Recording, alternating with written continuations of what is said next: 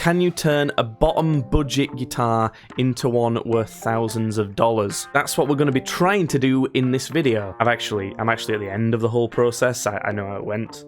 I'm recording this after I've tried it and putting it in at the start. Anyway, I'm sure this is something that people have thought about doing before. Lots of people end up buying a really cheap Squire guitar and thinking, this is really good, I'm enjoying playing guitar, I would really love to have one of those top-end custom shop Fender Strats. Absolutely no disrespect to cheap Squire guitars. They make some really, really good instruments, but I do think it is a common thing that we all experience when we've not got that much money, we're starting out and we think, wow, this would be really cool to have one of those top-end ones. So I bought one of these. It's a Squire Sonic Stratocaster in two-tone sunburst, and it was £149. I got this delivered from Anderton's, kind of just because it was a really good deal, and I've never actually owned a Strat before, so I thought it'd be interesting to own one, play one, enjoy the differences between this and other guitars that I've owned in the past. But another reason was because I knew I might want to do this project, and I thought this would be an ideal guitar to do that with.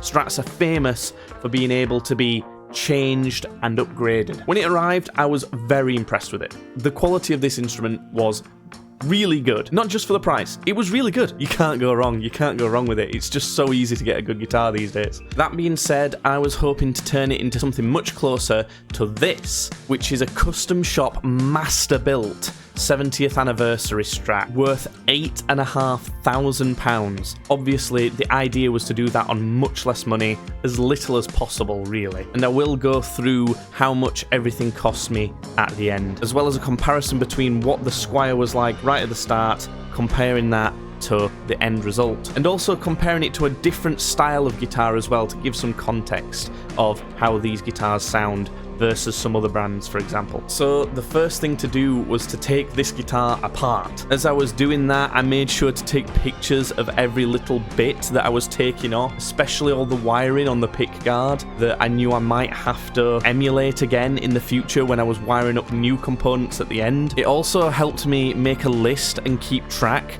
of all the things I would have to replace or upgrade or change. I'm sure a lot of people will know what I'm talking about and know a lot more about this than me, but for the people who haven't done anything to do with this sort of thing, I'll go into the detail of what everything means. So I started by removing the lacquer on this guitar, which is kind of like a protective coating that goes over the paint job, so that when you bash it about, it's not as likely to get chipped and things like that. On these really cheap guitars, they tend to put a really thick amount of kind of plasticky lacquer, normally which is polyurethane. The general consensus is this isn't as good. It can make guitars more durable, but in terms of sound and how they feel, how they age, people don't enjoy it as much. Unfortunately, at this point, I wasn't sure I was ever going to make a video on this, so I didn't get much footage of it. I just kind of got some pictures of what the guitar looked like at various stages of me stripping the lacquer off. The method I used was I bought a heat gun. Maybe a hairdryer might have worked for this, but a heat gun gets hotter, and I would heat up certain areas of this plastic lacquer that would slightly bubble up, and as soon as that had happened, I would take a pen knife like this one and use the knife end of it and kind of scrape underneath where the lacquer had gone and try and prise it off. I've seen this done more with, I believe they're paint scrapers that painters use to scrape paint off like walls or other bits of wood, I suppose, and I'm sure that would have worked a lot better. This was a painstaking process, and frankly, it didn't really work out quite as smoothly as I wanted it to, potentially because I was not using the best tools, but I did end up with some chips in the wood that were a bit too deep to sand out, and this was the start of my problems. Because the end product is not perfect. I'll go through all the problems with it at the end. The other thing was, it left this kind of like black ring around the edge of the guitar. I'm not fully sure why. I know because of the burst paintwork on the guitar originally, there was black paint at that point, but I would have thought it'd sand out. It seemed to be really stubborn. That kind of forced me into having to do black around the edges later on when painting. If you're curious as to why I didn't just get another different paint job for the same model of guitar, it's because none of them actually fit better than the sunburst one I ended up getting. I knew I wanted 3 single coils, a maple fretboard, and a tremolo system, and if you look through all the Squire Sonic Strats, none of them have that configuration while having less black paint on their body. We got all the lacquer off eventually. After that, it was lots of sanding. The guitar was in rough shape after that, so I went through various grits of sandpaper. I think I went from 80 all the way up to 600 grit and got it really smoothed out as much as possible. The next stage was going to be staining this guitar. I wanted to try a wood stain rather than paint because I really like natural wood grain. Weirdly, I was almost recreating the colour that the guitar had in the first place. I stained the body with fence stain. I believe it was Ronseal, a brand that's in the UK. It was just kind of like a dark wood stain. I don't know what this means for quality or anything like that, but frankly at this point I just kind of wanted to get on with it. I was really impressed after I'd stained this with the fence dark wood stain. Kinda wanted to just leave it as more of a natural brown colour, but those black edges, so we needed to add a burst. I'd seen a couple methods that also used stain. Some of these involved adding stain to paper towels and kind of dragging that across the guitar and then sanding it back, but I couldn't really easily find a cheap enough like black wood stain, so I thought I'd try a different method that seemed like it'd work easier. This was to trace the body of the guitar and make a template that was around an inch and a half smaller in all directions, so like shrunken in. You then put that over the top of the body of the guitar, but raised up quite a bit, so that when you spray around the edges of the template, the spray from the spray can will kind of wrap around your template and kind of feather around the edges of the body. This worked out okay, but there ended up being a lot more black on the guitar than I wanted. So I took the highest grit sandpaper I had, I think 600 grit, and just from the center of the guitar where the brown was, started sanding back as much as I could. Eventually, I think it came out really nice. It looks a lot more hand done, which I really liked the look of that. There's absolutely some blemishes as a result of this process as well. Like I say, I'll go through those towards the end. I think this is a really good way of getting a lot of the look out of your body. I did mess up at one point. I tried to use this kind of carton that I think some strawberries came in or something as a way to raise off the template from the back of the body. Because I didn't think the edges of the spray can would touch where the box was sat on, I thought it'd be fine, but no, it left a massive rectangle in the middle of the back of the guitar, and I was kind of panicking. Luckily, after sanding, I managed to get rid of this random rectangle in the middle of the back of the guitar. After I was happy with all the looks of the body, it was time to lacquer it. I got some spray nitrocellulose lacquer instead of the gross polyurethane plasticky stuff that I'd stripped off before. I wanted to use this very specifically because I wanted a really thin coat of lacquer that would age very well over time. I wasn't planning on relicking this guitar, but I wanted to set it up so that it would age kind of quickly and gracefully. Now that the looks of the body of the guitar was done, it was time to work on the looks and kind of the feel of the neck. I was scared about this part because the neck is the main thing that affects how a guitar feels. I think the neck is the main thing that kind of influences the playing feel of quality. I did a little bit of sanding and shaping of the neck just to give it a slightly more modern shape. All I did was sand it a little bit, like a very small amount thinner, and took away a little bit of the radius to make it so that it wasn't a standard curve where the grid curve. I shaped it a little bit, but just very, very subtly. It was barely anything. On top of that, I did a little bit of rolling of the edges of the fretboard so that they weren't quite as sharp, but they were very good already, I can't lie. After that, it was time to lacquer the guitar neck. I'm currently preparing to lacquer the guitar neck and also get it the right colour at the same time. I want it to be a bit more yellowy than this kind of more vintage looking deal. So I bought some Dartford's nitrocellulose neck lacquer, the tinted edition with honey tint. I like honey, it's delicious, and also sounds like the colour will probably be closer to what I need. But obviously I need to do a lot of masking off. I looked up a bunch of videos on what you should mask off and how to spray a guitar neck. Very sensibly, I got told you need to mask off elements of the heel where the guitar body meets the neck. Because obviously, if I spray bits of that, it's going to add millimeters onto the edges each side, so it's not going to quite as precisely fit in this pocket. And same sort of thing with where the tuners go. You don't want lacquer to get in these and change the size of these holes. You just need to stuff a little bit of masking tape in there, kind of protect the inside of those. You can see I've done a little bit in the truss rod, where you access the truss rod there as well. I'm a bit unsure as to whether to cover up the nut slot or not. I feel like I might just leave it. What I don't want to be doing, even though all the tutorials that I've watched said to do it, is taking the lacquer back off the frets. What the tutorials say to do is you spray the lacquer just all over the fretboard as well, because obviously it's a maple fretboard and you want it to match back. So you spray the fretboard as well, but they say not to cover up the frets. Go along and score along the edges and pull off the lacquer once it's dried a little bit. Obviously if it's dried fully, that's going to be really difficult. So you have to do it at the right time and you have to be really precise with it. I saw another guy kind of put masking tape either side of the metal and then use steel wool to scrub the lacquer off. That sounds like it might work as well, but both obviously will work. I mean, a lot of people have been using these methods. However, I've decided to ignore both of them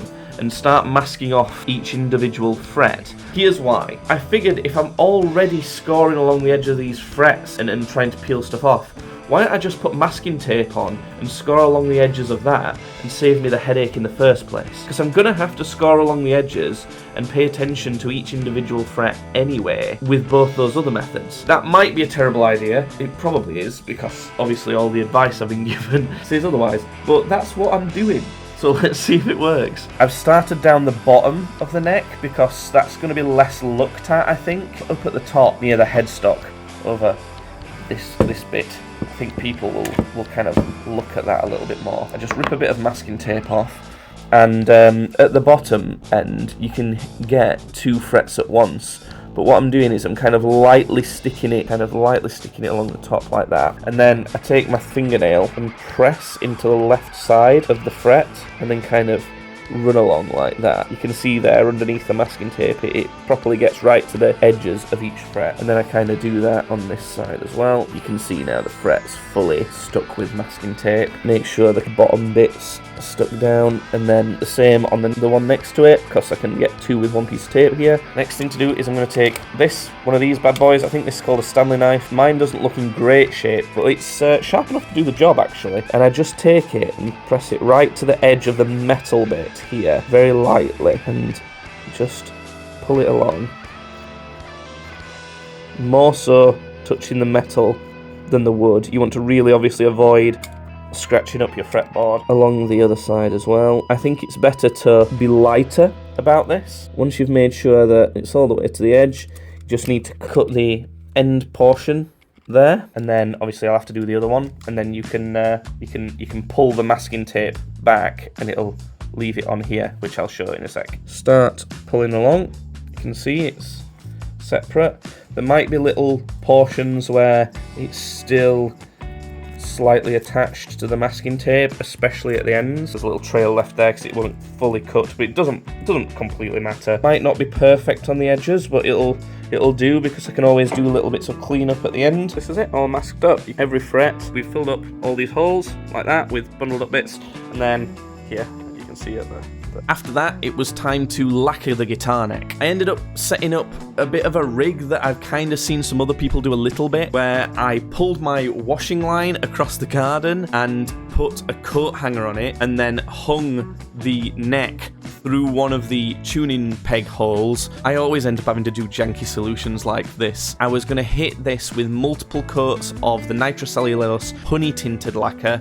This stuff was fantastic. Obviously, I wanted this to be as even as possible, and I kept taking pictures along the way and looking at it in different lights if I could to make sure that the colour was right. Once that was done, I also hit it with some clear lacquer nitrocellulose as well. I waited quite a while between each coat to make sure it settled, and after that I left everything to cure for a long time before adding anything else. I needed to make sure that I did the headstock decals. Now, because we were going from a cheapest Squire to a top-end Fender, I wanted to add Fender logos to it. And of course, I don't plan on selling this, because if you were trying to pass this off as legitimate Fender and selling it, I'm pretty sure that would be illegal. even if it isn't, it's definitely immoral, but because this is just for me, it's fine. I managed to find some of these decals online on AliExpress of all places, so it was very cheap. They were the kind that you kind of soak in water for a little bit, and then they kind of slide off the paper sheets, and then you position them. I would do that and position them on there, and then coat over it, and then leave it to dry, and then do a few coats of clear nitrocellulose over the top of that. Oh god, honestly, some of the most annoying just happened to me. I'm plagued with hay fever, and it makes my eyes itch like mad. And then there's that, I don't know if you can hear it.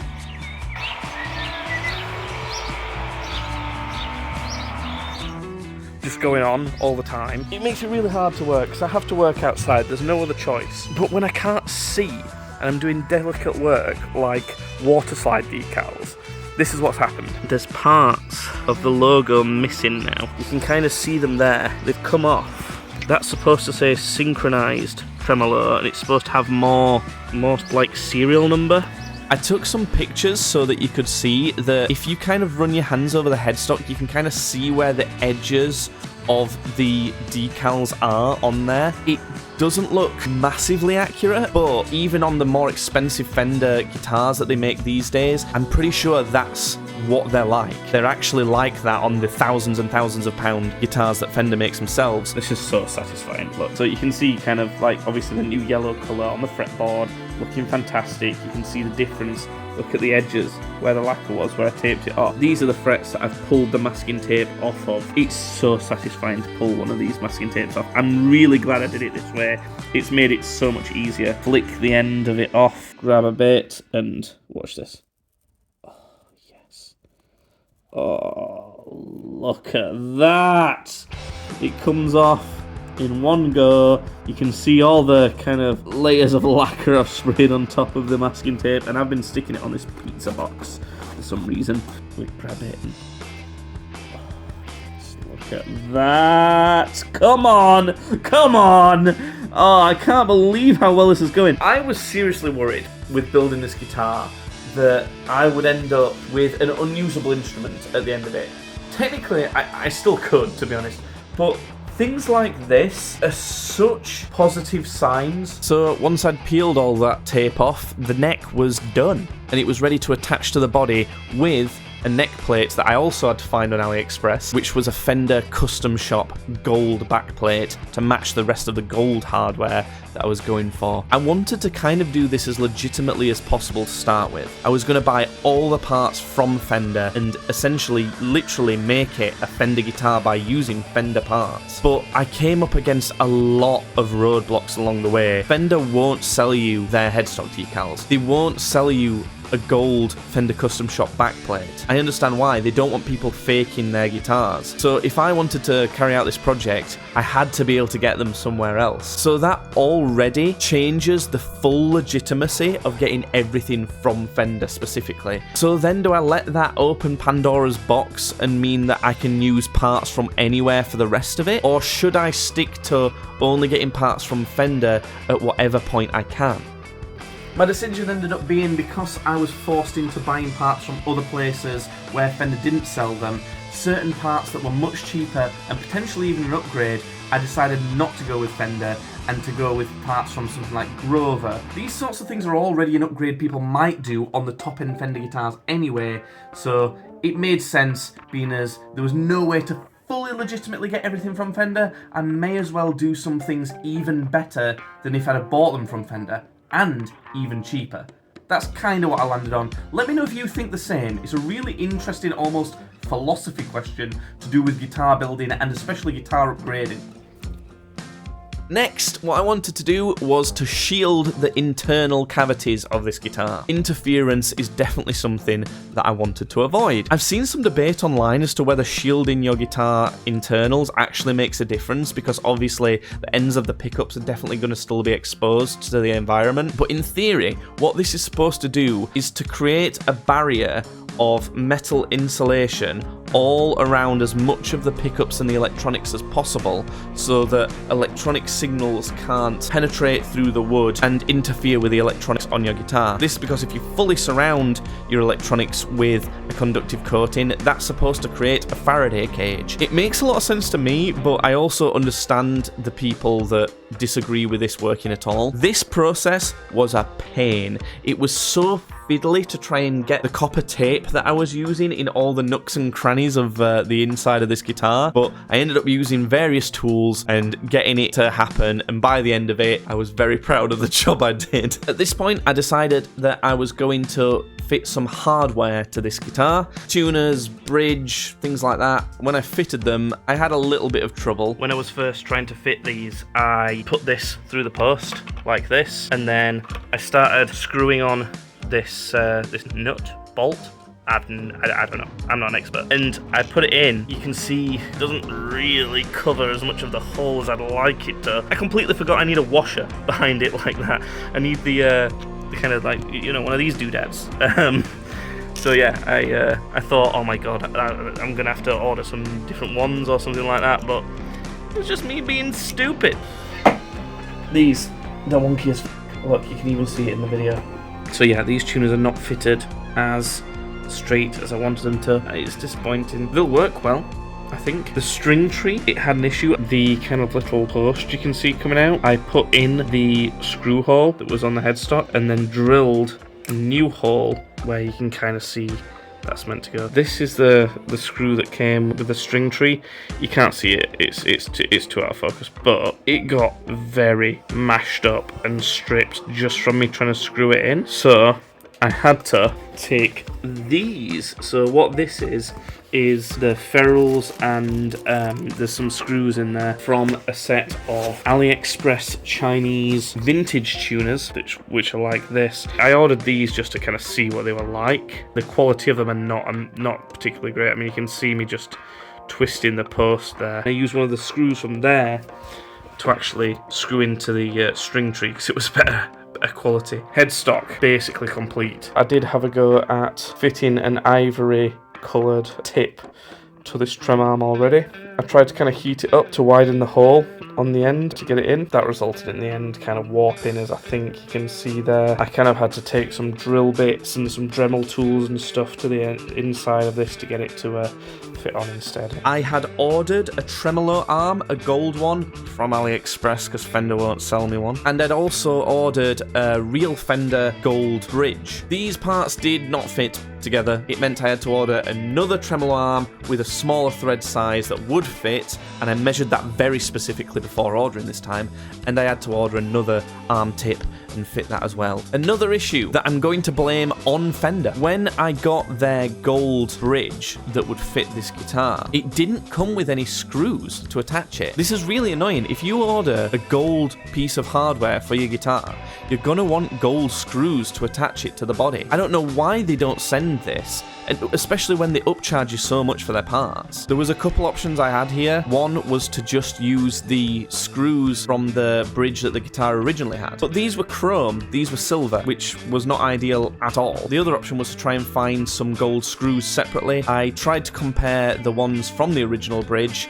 to a lot of screws I had. I even tried ordering some more screws, but I just couldn't get the right thing, basically. So I ended up having to use the silver chrome screws. Honestly, I'm not mad about it.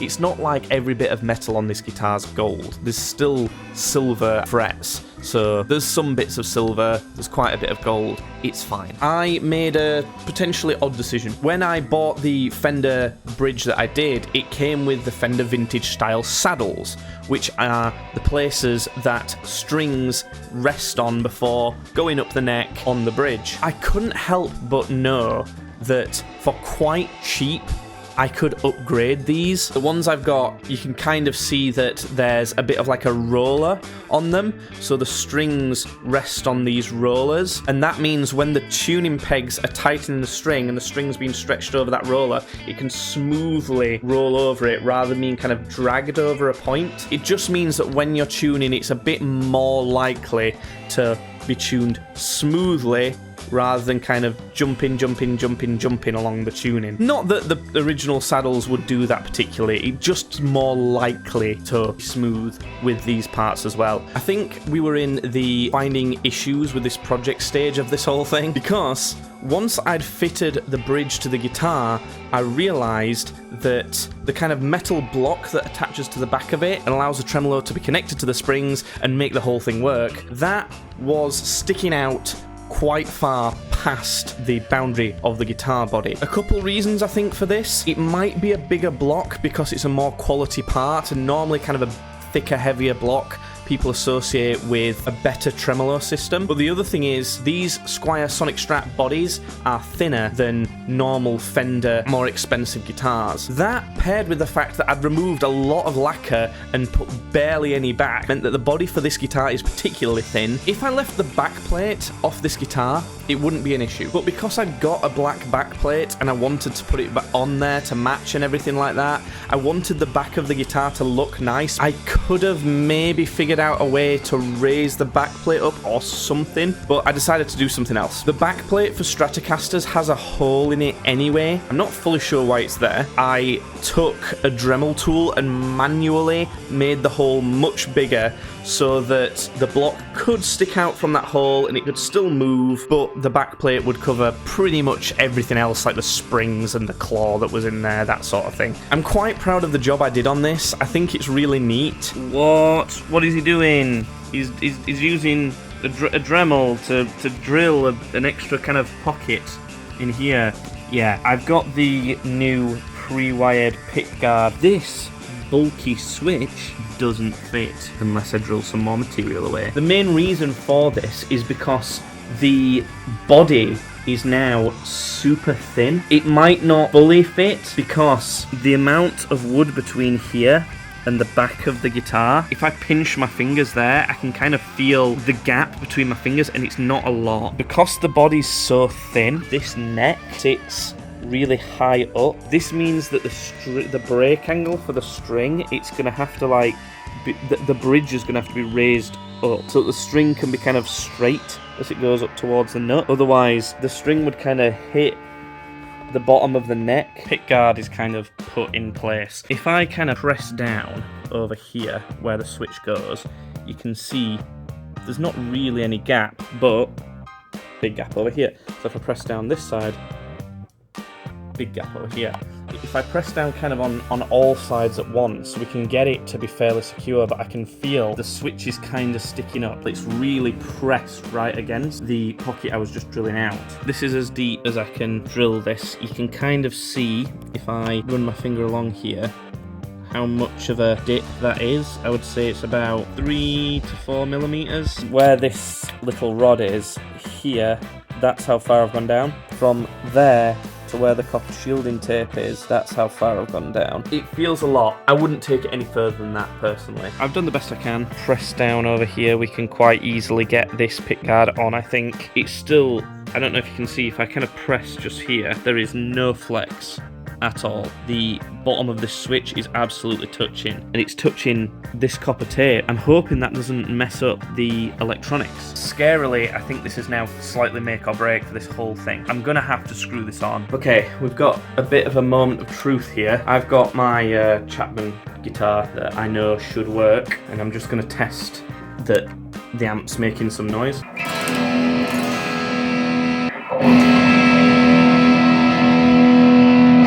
I'll swap guitars over. Obviously, there's no strings on this yet, and I've not put all the screws in, as you can see, just in case I need to do anything. The way I'm going to test it is just by tapping the pickups with a screwdriver and seeing if anything comes out. I'm scared. I hope it works. It's plugged in. We're on just the top pickup right now. Come on. That sounds right. Just the middle one. I'll test the in-betweens in a bit. That sounds right. Just the bridge pickup.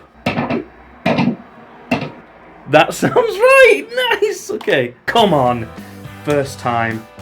Oh my god. I have tried to wire up a guitar years ago and it just completely failed. I tried to swap the P90 that was in the bridge of this for this mini humbucker and the wire on that didn't go great. I'll demonstrate. Then this is...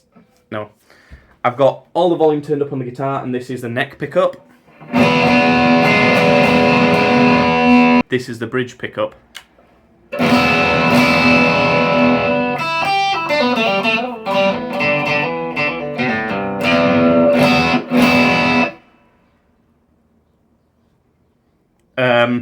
Okay, so when I initially wired up this guitar, swapped the P90 for a mini humbucker, the output from the mini humbucker was really low. The volume was just very, very low. But now, neck, bridge. So I guess that's 2 guitars I've wired up successfully now. Okay. I ended up going for what I think is Fender's most expensive set of single coil pickups. The reason I went for a pre-wired pickguard, by the way, is because I compared what it would cost me to get the parts separately and then wire everything up myself. The difference was maybe about £40. It was definitely so little that it absolutely wasn't worth how much extra hassle it was going to cost me. I also did a lot of listening to comparisons online of different Fender pickups, because although these were the most expensive and therefore keeping with the cheapest Squire to expensive Fender, them being the most expensive fit with that idea most, I thought it was more important to get the best sounding Fender pickups. It ended up being that I did think these were the best sounding anyway. So I guess the next thing to do is to fit the nut. No, we haven't changed topic to something that's a lot more adult. This is also part of guitar building.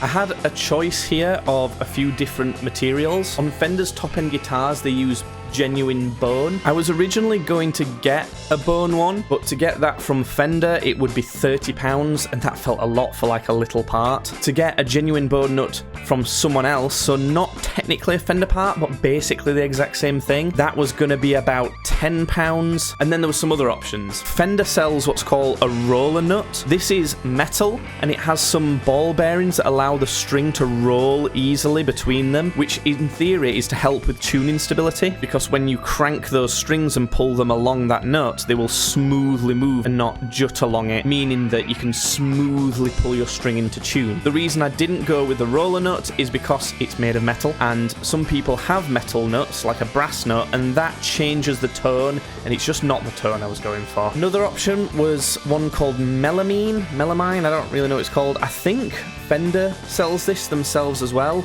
It was going to be £16.50. It's basically plastic. There would have been no point in changing it from the original Squire. Another option is Tusk. This would be £11 something, and a lot of people like this. They think it's a good material. And the last option was graphite. Long story short, I went with graphite. It's the only one that is continually self-lubricating in itself, and it was fairly cheap as well. So it had the features, the colour, and it was cheap. So that's it. We've changed all the parts. It's done, right? No, it's not. There's kind of a category of final steps that are really important when making a guitar, but just when owning one in general, that I had to do. And that was the setup of it. I have to make sure that the neck is at the right bend angle to be comfortable for playing, as well as making sure the strings are the right height from the fretboard. And then there's intonation as well, which is where all the notes are as accurate as they can be. This tends to be done by playing an open string and seeing how close that is to the octave above on the 12th. These things that are part of the guitar setup process are so essential to how well a guitar plays. So that was the real last step. But stick around, because as I mentioned earlier, we're going to be testing the finished product of this guitar against what it was like originally, and against kind of like a high gain, different style of guitar, so you can get a full idea of what it sounds like. I can tell you right now, it feels great. It plays really well. Another thing I'm going to do is take this to my friend's house, who's a much better guitarist than me, and get his thoughts on it, and get some playing from someone else who can do this guitar a lot more justice. So now all that's left is some beauty cinematic shots of the finished product.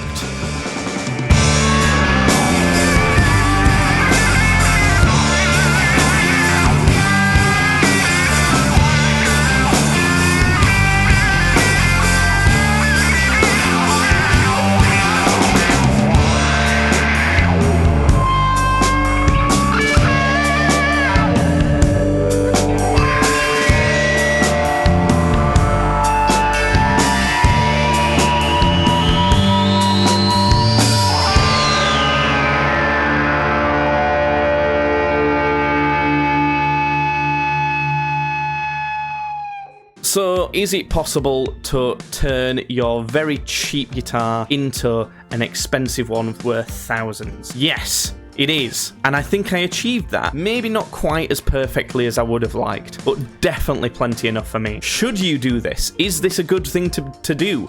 To get that high quality custom shop experience?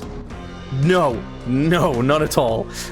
I'm not saying there's not other good ways of getting that really high quality instrument without having to pay such an expensive price. There definitely are. You can go for off-brand guitars that don't necessarily have the name prestige, but are really good. The example in this video I used, the Chapman ML1. Fantastic guitar, but the Chapman name is not so big that they can charge thousands and thousands for such a premium instrument. And not just that, if I were going to craft a guitar exactly how I wanted to that high standard again, I'd probably buy a guitar kit or maybe a body blank and buy a neck from somewhere, things like that. So the money, how much did this cost me? Well, without going into too much detail, it kind of depends on what you class as costs for this build. For example, I had to buy some strings for stringing it up and doing some of the setup.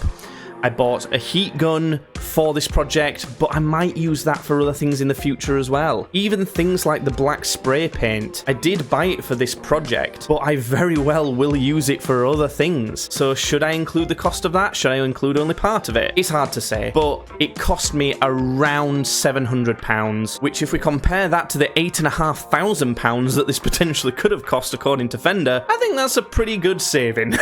I'm super proud of what I've managed to create here. If you do have any questions about anything in this video, leave it in the comments below. I read all of those and I'll respond to anything that I need to. So yeah, thanks for checking this out.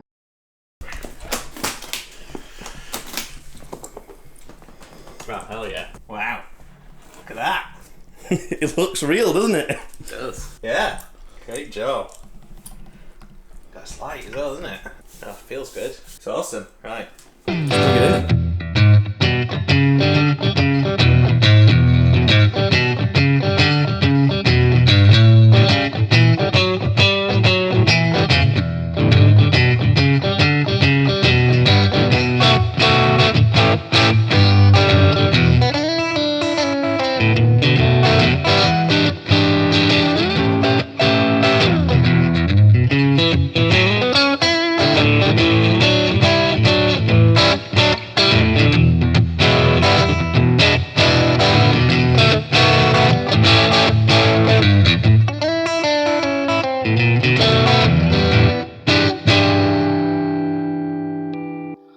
Sounds stratty as fuck, doesn't it? It's really stratty, yeah. That's why I picked those pickups, that set of pickups, because I figured I'm making a Strat.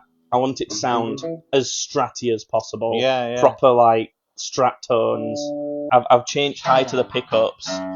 Because the body's so thin, they've all been raised a lot. They're all pretty close to maxed out. Yeah, I specifically put the bridge, the treble strings, as high as it'll go for a real variety between them all. Yeah. So that as for a single coil, the neck pickup's fairly fat, but you get proper spanky stuff if you really want them as well down there.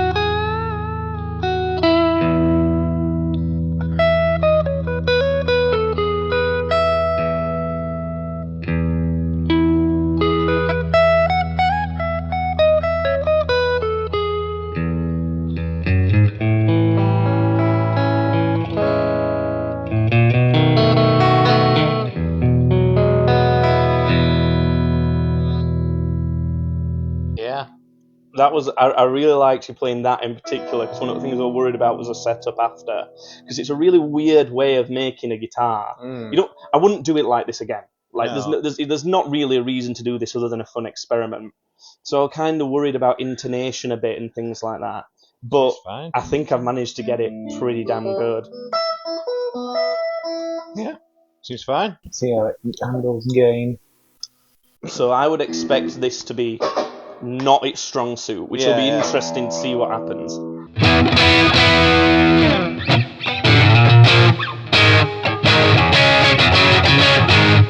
Yeah, it's really stratty, obviously.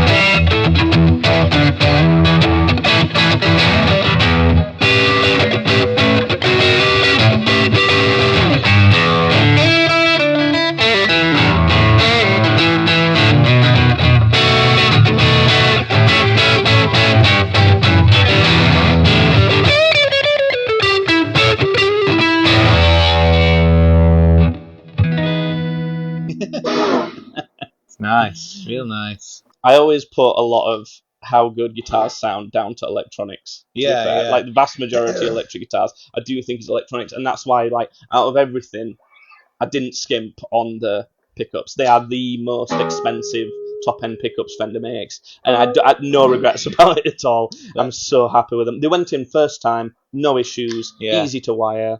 It's all shielded as well. Right. You can see bits of copper sticking out. Yeah. So, which is why it's hard to tell him. I did a bunch of technical tests at home, and it's hard to tell there because I have so much computer gear in there. Electronic interference is mad. But here, yeah, like nothing. For single coils, that's so good. Hello. So I'm very happy with that. That neck, for me, it's got a great neck.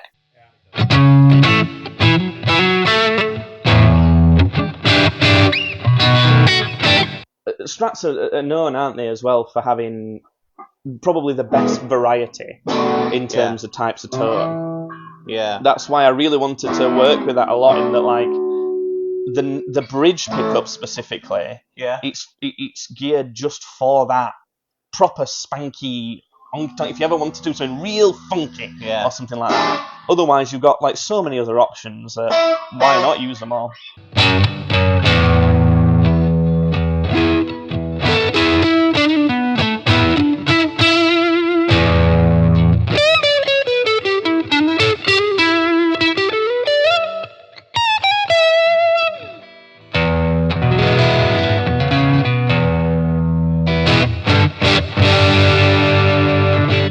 In terms of, like, does it feel like you're playing a Fender Strat, or does it feel like you're playing like something else, or like what does it feel like? Feels like I'm playing a Strat, a light Strat that sounds really good. Some kind of have I achieved custom shop level? Do you think? I think the only thing that would give it away is the weight. I think a custom shop you would expect it to be a tiny bit heavier, maybe like another pound or something. Yeah. But in terms of like how it sounds and how it plays, sounds and plays great. I know it looks. I mean, yeah. It's got custom shop logos on back and everything as well. Yeah. That looks completely legit.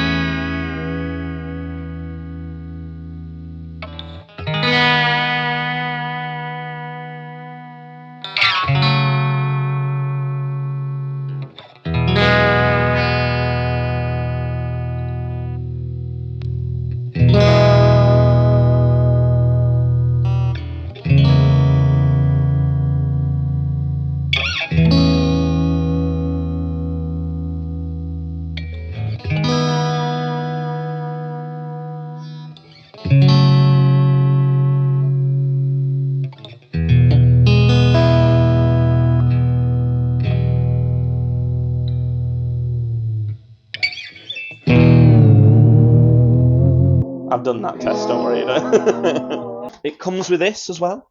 Right. 60th anniversary actual Fender Strat. Nice. That for some reason AliExpress had. It were a real one. It came with proper paperwork and everything. Which is cool, isn't it? It just looks like it looks slightly used already, you know, it looks like this has been worn off a wee bit, Yeah. you know. But I mean, it's cool. And I think the choice for gold hardware Yeah. has classed it up a little bit. Yeah, it sets it off nice.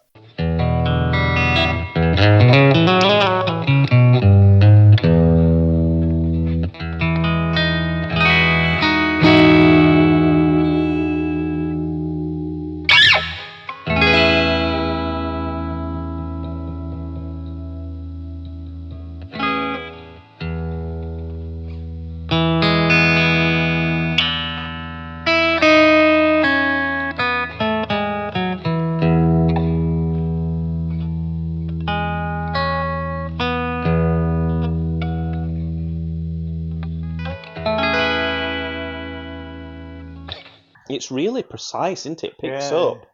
Picks up everything you do, which is good. You asked about why the bridge is like it is as well. Again, that's because of the body being so thin. Yeah. When I first strung it up, I knew I wanted a fairly low action, but the strings were all touching right at the bottom of the neck. Right. So I had to raise these up as much as possible and Yeah. allow bridge to have plenty of room to get over top of there. Right. Because obviously normally there'd be a few mil of lacquer that it was sitting on.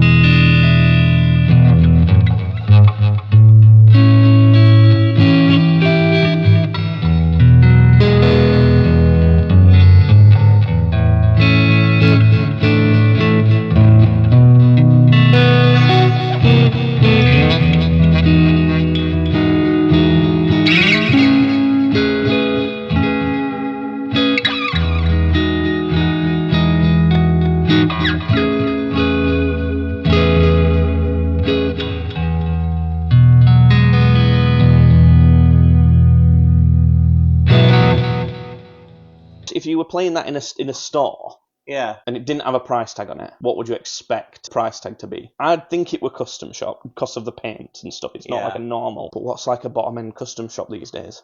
$2,000. 2K? Yeah. How much do you think I've spent to make this whole thing? $1,000? Less? Yeah. 600 quid? Between 6 and 7-ish, yeah. Yeah.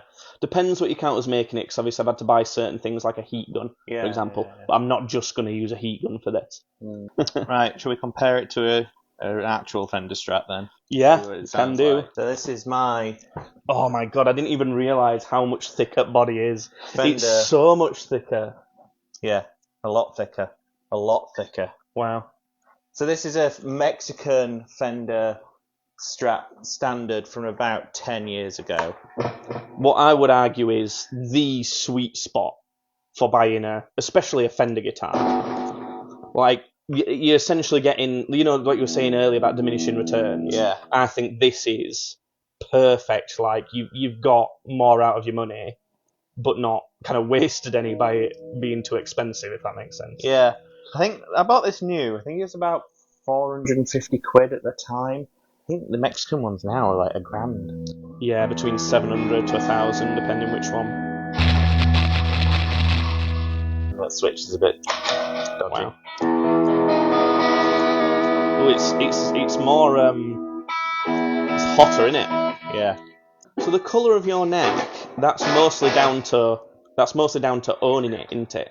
Because when you got it, I think that would have been lighter. Yeah, maybe. Yeah, it's just a bit dirty.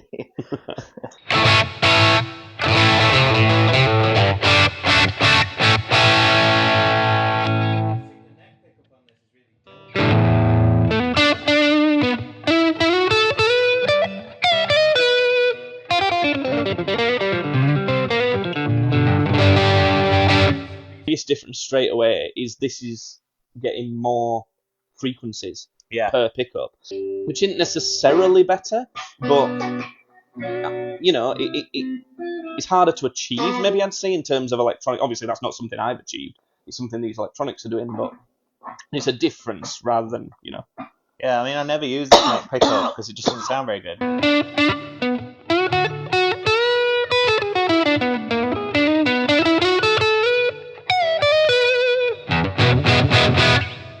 It just sounds like the tone's rolled off, but it's not. Yeah.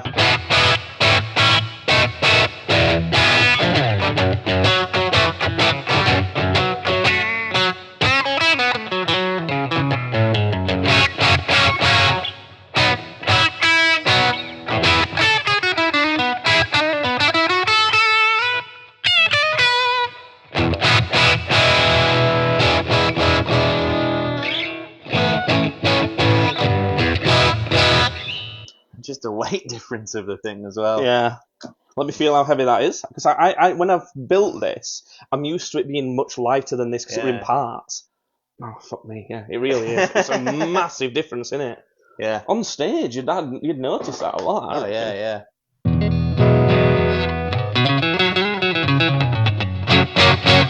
Your neck pickup sounds as bright as my bridge pickup. Sounds great. That neck pickup's my favourite. Slightly lower output, but it works with the amp. I reckon really it's well. a combo of those pickups. These are more modern style pickups on your guitar. Yeah. The less modern style pickups are normally lower output, a lot lower. Yeah. But obviously, again, it's a consequence of thinner body. The further away from strings, yours are really close to strings. Yeah. So again, these are all things that are not necessarily right or wrong, but I like it. I like the versatility. Good. Between all the different pickups. The middle pickup, which no one ever uses.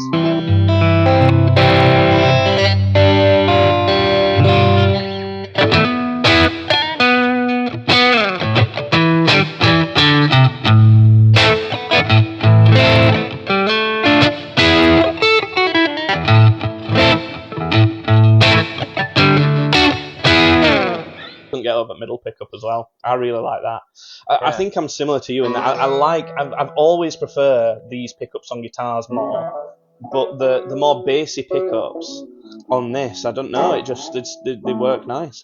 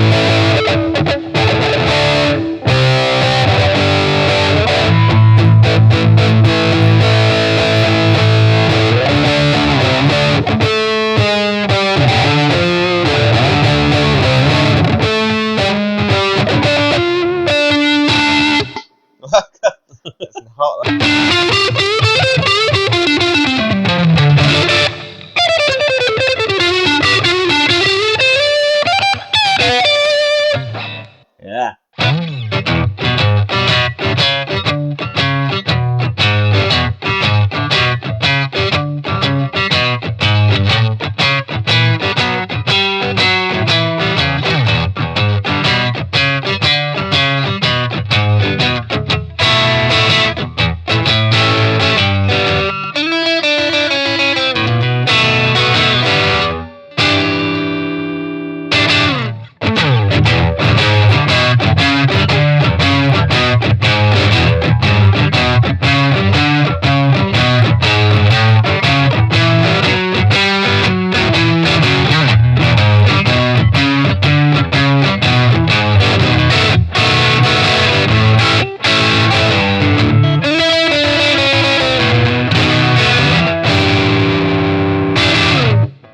Yeah, just less articulation, more distortion. Cups are just hotter, but less clear.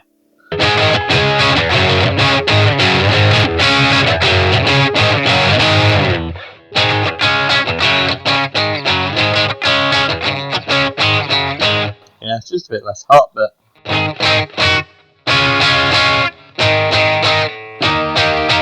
Strat context, I think that lower output is helping it. Yeah. And you've got your tone pot. Does your bridge pickup as well. Which only mine doesn't. I can't turn the tone down in the bridge. It just does the neck and the middle.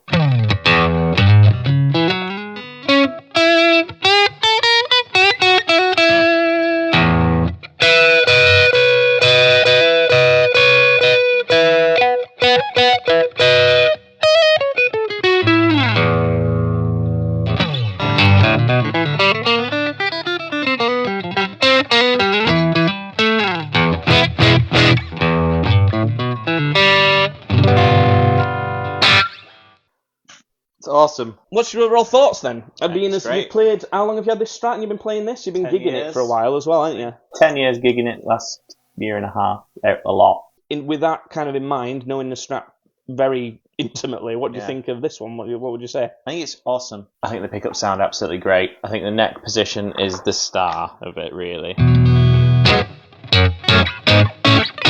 I think you could play any gig from clean up to heavy crunch and it'd be brilliant. I think you wouldn't play like metal on it, but it's a Strat, so you wouldn't play metal on it. Do you know what? It might hold its own-ish. Yeah, you could even then. Tom But Morello thing. you wouldn't really do it, would you? You'd pick No, something else. but for what it's for, it's great. Plays nice. Personally, I'd just bolt these down because I don't use a trem, but the trem's great. Does work really nice. But yeah, I think you've done a great job. I think if someone bought this for 1,500 quid, they wouldn't think of it, you know. And obviously, I wouldn't do that because that's illegal. No. Not that I'd want to anyway. Cause I think what I'd do is I'd buy a packet of cigarettes and I'd just put them there and let them burn down a full pack. So you got like the cool sig mark there, and then it'd be finished. For a first attempt as well, actually. Yeah. I'm proud of it anyway. Well, I've got no need to keep it. I don't play guitar, so if you want, I can stay here with you. I mean, I feel bad. You should play it. You know what? Guitar, so you should play it. I was thinking about that, and I was thinking, well, I know I'm not going to play it enough to justify keeping it, but I'll keep it for like a month or so or something. Yeah. But you know what? I've just not even played it at all, really. I was thinking, do you know what? I just can't. I've not got a chance.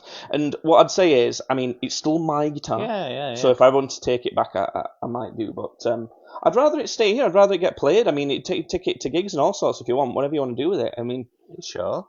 Yeah, I'm more than sure. I'd much rather be able to see guitar that I've done when we come to see you play. That would be way more satisfying to me than playing fucking 5 colours in a hair on it for 1,000th time every month. You know, it's like it'd be much more enjoyable. Well, as long as you're sure, I will gladly look after this for you for a little bit. Absolutely. Yeah, cheers. That'll be really fun. I'll have to put it through my Common Culture rig and see what it sounds like.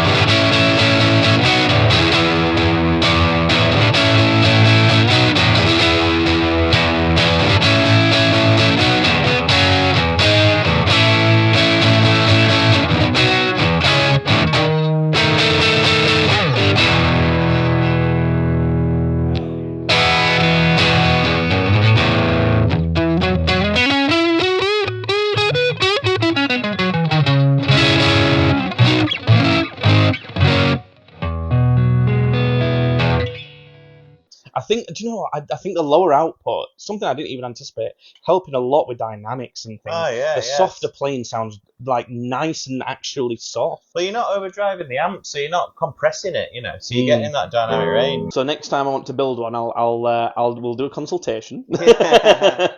See what you're after next. Yeah, telly. A telly, yeah. I wouldn't mind doing a telly next time. What's it like stood up? It doesn't weigh anything, so it's Really light.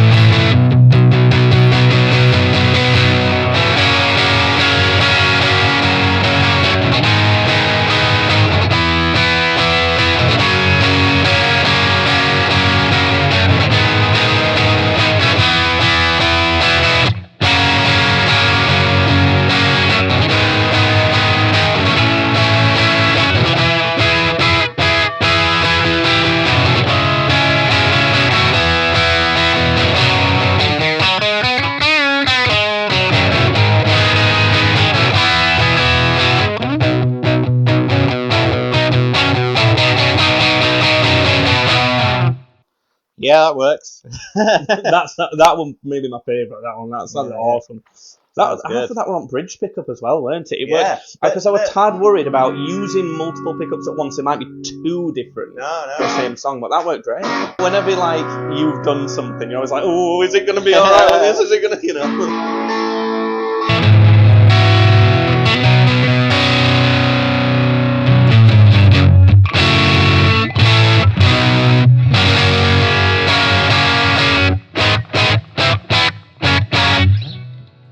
It's a beast. I think it looks cool as well. Yeah, Do you know what? I think it'll suit, like the types of stuff you wear on stage. Yeah. I think it'll suit that look with it having the kind of grain and like a brown and stuff. Yeah, I agree. I think it'll look sick. I'll tell you what then, if we win the Lakefest competition, I'll get Busted to sign it and then I'll give it back to you. Fair enough. Sign it on the back. Yeah. I put a lot of work into that. No, that'd be cool. I don't have to let us near anywhere near them, but if they did.